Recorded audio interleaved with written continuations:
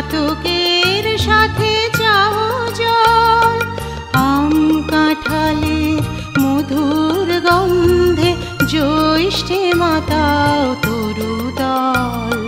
ঝঞ্ঝারের সাথে প্রান্তরে মাঠে কভু খেলো লয়ে অশনি